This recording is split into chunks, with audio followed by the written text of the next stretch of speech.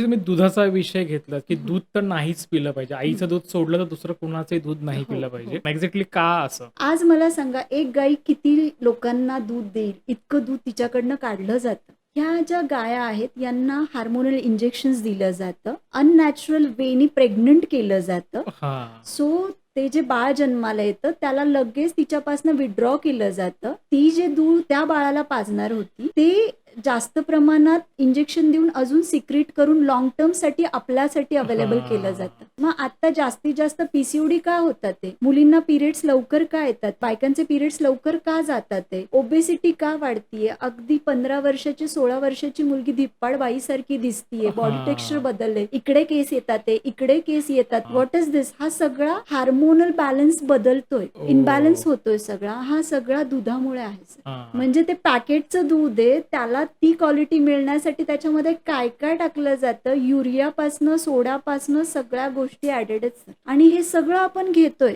हां. आता उरला प्रश्न कॅल्शियमसाठी घेताय. अरे तुम्ही कधी बघितलंय का रिअलिटीमध्ये जर तुम्हाला पाहिजे तेवढं कॅल्शियम जर दुधामध्ये मिळवायचंय तर तुम्हाला एका दिवसाला 2 लिटर दूध प्यावं लागेल. आपल्याला कॅल्शियमसाठी तेवढ्या कॅल्शियमसाठी एक केळ आपण खाल्लं, एक चमचाभर तीळ आपण खाल्ले आणि साधारण मुठभर फुटाणे खाल्ले. That's it sir. हां. तेवढं कॅल्शियम आपल्याला या गोष्टींमध्ये मिळतं. त्याच्यासाठी हे केमिकल युक्त दूध आपल्याला नाही घ्यायचं.